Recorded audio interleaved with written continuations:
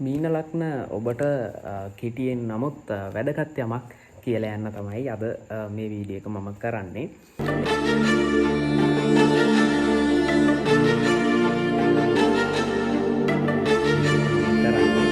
ඒ තමයි මීන ලග්න හිමි ඔබ මේ වෙද්දී ඔබේ ලග්න ඒ රාශිකය ගත කරමින් පවතින ලග්නයක්. එතකොට මීන ලග්න හිමියන් ගෙන් ගත්තොත් එහෙම අඩකට සුබ තත්ත්වයක් වගේම අඩකට අසුබ තත්ත්වයක් පවතින එකට හේතුව මම කියන්නම්. ඒ තමයි මීන ලග්නයේ පළමු වෙන්නේ මේ වෙද්දී සිකුරු ග්‍රහයා මාලවී යෝගය සදමින් උච්චව පවතිනවා.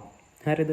එතනදී විශේෂයෙන්ම ගත්තොත් එහෙම මේ සිකුරු පිහිටා සිටින නැකත් වල ගැටලුවක් තියෙනවා සෙනසුරුගේ නැකතක් නිසා. නමුත් එතනදී විශේෂයෙන් කල්පනාකාරී වෙන්න ඕනේ. එතනදී සෙනසුරු ග්‍රහය ඔබට සුබ තත්ත්වයෙන් ඉන්නවා නම්, ඒ කියන්නේ ඔබේ කේන්ද්‍රය තුල සෙනසුරු 22 වෙනි දෙස්කානාධිපති නොවෙනවා නම්, ඒ වගේම 64 නවාංශකාධිපති නොවෙනවා නම්, සෙනසුරු ග්‍රහයා රාජයෝගිකට තැන්පත් වෙලා ඉන්නවා නම්, එහෙම නැත්නම් සෙනසුරු ග්‍රහයා ඊටමත් සුබ තත්ත්වයෙන් උච්ච ස්වක්ෂේත්‍ර මිත්‍රක්ෂේත්‍ර තත්වලින් ඉන්නවා නම් විශේෂයෙන්ම ධනලාභ, විශේෂයෙන්ම ඔබ විසිතුරු දේවල් සම්බන්ධ කොස්මැටික් ඒ වගේ දේවල්, ඊට පස්සේ සැලූන් ඒ වගේ රැකියාවක නිරත වෙනවා නම් විශේෂයෙන්ම ඔබට ව්‍යාපාර අංශයක් මේ කරනවා නම් ඔබට ඉතාමත් සුබදායක කාලයක් තමයි මේ මැයි 31 දක්වා මේ සිකුරු උච්ච වෙලා පළමු වෙන්නේ සිටින කාලය. ඔබට ඉතාමත් සුබදායකයි ඔබේ වැඩ කටයුතු සඳහා,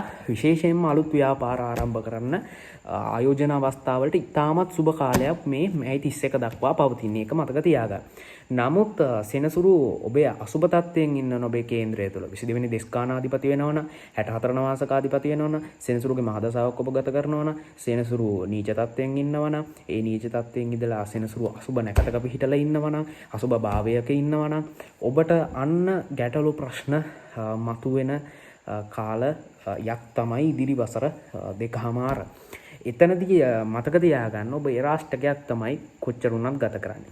එතනදී විශේෂයෙන්ම මතක තියාගන්න ඔබේ චන්ද්‍රයා 12 වැන්නේ හෝ එහෙමත් නැතිනම් චන්ද්‍රයා 7 වැන්නේ හෝ එහෙමත් නැතිනම් චන්ද්‍රයා පළමු වෙන්නේ, විශේෂයෙන්ම චන්ද්‍රයා පළමු වෙන්නේ පිහිටලා ඉන්නවා නම් ඒත් ටිකක් අර සුබදායි තත්ත්වය අඩු වෙනවා. මොකද ඔබට ලග්නේ රාශිකයේ උච්චතම කාලය සහ ජම්මේ රාශිකයේ ගත වෙන නිසා ඒ වින්නේ චන්ද්‍රයා පළමු වෙන්නේ ඉන්නවා නම් චන්ද්‍රයා 7 වෙන්නේ ඉන්නවා ඔබට සප්තම චන්ද්‍රේ රාශිකය සප්තම ජම්මේ රාශිකයක් ගත වෙනවා.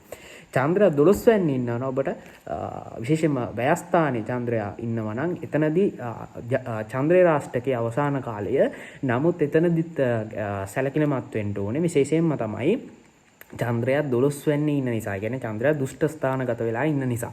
එතනදී මෙන්න මේ දේත් කියන්න ඕනේ. ඒ තමයි විශේෂයෙන්ම චන්ද්‍රයා අපි ගත්තොත් එහෙම මීන ලග්නයට චන්ද්‍රයා විශේෂයෙන්ම ගත්තොත් එහෙම චන්ද්‍රයා කියන්නේ ඔබේ පස්වැන්න ආධිපතියයි. එතනදී පස්වැන්නෙන් ගත්තොත් එහෙම ඔබට පසුගිය වසර දෙකමාර තුල ආදරය සම්බන්ධ, විවාහය සම්බන්ධ ප්‍රශ්න ගැටලු මොනවා හරි තිබුණා නම්, ඒ වගේම ධනය සම්බන්ධ ප්‍රශ්න ආවනම්, ඒ වගේම සෙම් රෝග තත්ත්ව ඒ දේවල් වැඩිපුර ආවනම්, ජලයෙන් අනතුරු පීඩා වුණා නම් ඔබේ විශේෂයෙන් කේන්ද්‍රය පරීක්ෂා කරලා බලන්න ඔබේ චන්ද්‍රය යා පිහිටලා ඉන්නේ 12 වැන්නේද කියන එක. චන්ද්‍රයා පිහිටලා ඉන්නේ 12 වැන්නේ නම් ඔබ සැලකිලිමත් වෙන්න ඉදිරි කාලය ඔබට විශේෂයෙන්ම ගත්තොත් එහෙම අර කිව්වත් වගේ තව ටිකක් අපලකාරී පසුගිය වසර දෙකමාරට තරම් නැති වුණත් ඇතැම් වෙලාවට පොඩ්ඩක් අපලකාරී වෙන්න පුළුවන් සෙනසුරුගේ පිහිටීම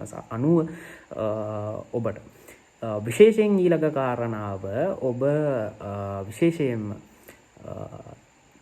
මීන ලග්නය වෙලා ඉන්පසු ඔබ සිංහ නවාංශකේන, මීන ලග්නය වෙලා සිංහ නවාංශකේන, ඒ වගේම මීන ලග්නය වෙලා ඔබ ඔබේ 22 වෙනි දිස්කානාධිපතියාට අයිති නවාංශකයක පිහිටා ඉන්නවනම් එතනදී දෝෂ භංග වීමක් සිද්ධ වෙනවා. 22 වෙනි දිස්කානාධිපතියා නවාංශකයේ හොඳ තත්ත්වකින් පිහිටලා ඉන්නවා වගේම හොඳ නැකතක පිහිටලා ඉන්නවා. ඒ වගේම ඔබේ රවි ග්‍රහය නවාංශකයේ තුල හොඳ තත්ත්වෙන් උච්චව හෝ ස්වක්ෂේත්‍ර වේ, කියන්නේ පළමු වෙන්නේ තැන්පත් වෙලා ඉන්නවන්නම් අන්න එතනදිත් දෝෂ තත්ත්වය භංග වීමක් වෙනවා. නමුත් මේ දේවල් ඔබ පරීක්ෂා කරගන්න ඕනේ ඔබේ දැනුමෙන් හෝ එහෙම නැත්නම් ජ්‍යොතිෂ වේදිකේ කරා. අපි හරහා පරීක්ෂා කරගන්න නම් ඔබට තිරයේ දිස් වෙන දුරකථන අංකයක් ඒකට WhatsApp message එකක් දාලා ඔබට පරීක්ෂා කරගැනීමේ හැකියාවක් තියෙනවා. එතනදී ඔන්න ඔය දේවල් බලපාන. මෙන්න මේ කාරණා හොදින් බැලීමෙන් අනතුරු ඔබ නිගමනයකට එළඹෙන්න ඕනේ ඔබේ ඉදිරි තත්ත්වය සුබද අසුබද කියන එක. කෙසේ නමුත් මේ ග්‍රහමාරු තත්ත්වය යටතේ විශේෂයෙන් ගත්තොත් එහෙම මීන ලග්නයට හොද සහ නරක කියන දෙකම තියෙනවා. එතනදී මීන ලග්නයට මෙන්න මේගොල්ලන්ට හොදයි මේගොල්ලන්ට නරකයි කියන්න බෑ. නමුත් 50ක වගේ ප්‍රමාණයකට හොදයි 50ක වගේ ප්‍රමාණයකට අසුබයි මේ ග්‍රහමාරු තත්ත්වය ඉදිරි වසර දෙකමාරයි.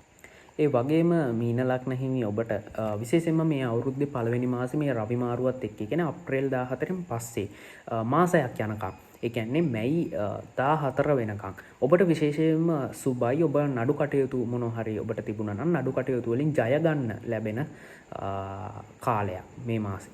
ඒ වගේම ඔබට යම් කිසි ගැටලුවක් තිබුණා නම් රජයෙන් නැත්නම් නීතිමය ප්‍රශ්න වලින් එහෙම නැත්නම් ඔබට වඩා උසස් කෙනෙකුගෙන් ඔබ රැකියාව කරන තැන ප්‍රධානියාගෙන් ඔබේ ව්‍යාපාරයේ හවුල්කරුවන්ගෙන් විශේෂයෙන් ඔබට ඉතා සුබයි. ඔබේ වැඩ කටයුතු සාර්ථක වෙනවා, සතුරන් විදී යනවා, නඩ කටයුතු ඉවර වෙලා ඔබට සාධාරණයක් ඉෂ්ට වෙනවා. හැබැයි එහෙම වෙන්න නම් මම අර කලිනුත් කිව්වා වගේ කුජ ග්‍රහයා හොද තත්ත්වෙන් ඉන්න ඕනේ, රවි ග්‍රහයා හොද තත්ත්වෙන් ඉන්න ඕනේ. එතනදී මේ පිළිබඳ විශේෂ සැලකිල්ල යොමු කරන්න ඕනේ. එහෙම තියෙනවා නම් අනිවාර්යයෙන්ම ඉතාමත් හොඳයි. හැබැයි මේකෙදි නම් අර කලින් තත්ත්වය වගේ නෙමෙයි, ඒක ඊට වඩා පොඩ්ඩක් වෙනස්. එතනදී නම් අන්න මීන ලග්න හිමියන්ට මේ අවුරුද්දේ රවි මාරුව නම් අන්න බහුතර මීන ලග්න හිමියන්ට සුබයි කියලා කියන්න පුළුවන්. නමුත් මේ වසර දෙකමාර සෙනසුරු මාරුවත් එක්ක සෙනසුරු මාරුව එහෙම කියන්න බෑ. ඒකෙදි සාමාන්‍යයෙන් මීන ලග්න හිමියන් කොටසකට සුබ වෙන්නත් පුළුවන්, කොටසකට අසුබ වෙන්නත් පුළුවන්. ඒ නිසා වසර දෙකමාර තුර ප්‍රවේශම් වෙන ඔබට ගැටලුවක් ඇති වෙන්නේ නැහැ. සාමාන්‍යයෙන් මැයි 31 වගේ වෙනකන් මීන ලග්න හිමියන්ට එහෙම ලොකු ප්‍රශ්නයක් නැහැ. නමුත් මැයි 31න් පස්සේ මම එතකොට නැවත වීඩියෝ එකක් දාන්නම්. ඊට පස්සේ ඔබ ටික ප්‍රවේශම් වෙන්න අවශ්‍යයි. වඩා හොඳයි ඔබේ කේන්ද්‍රය පරීක්ෂා කරගන්න එක මම කලිනුත් කිව්වා වගේ. එහෙනම් මීන ලග්න හිමියනි වැඩි වීඩියෝ එකක් දික් කරන්න යන්නේ නැහැ. එහෙනම් සියලුම දෙනාට තෙරුවන් සරණයි. දලදා සමිඳු පිහිටයි කියලා ප්‍රාර්ථනා කරමින් වීඩියෝ එක අවසන් කරනවා. සියලු දෙනාට ශ්‍රී විෂ්ණු දෙවි හාමුදුරන්ගේ පිහිටයි.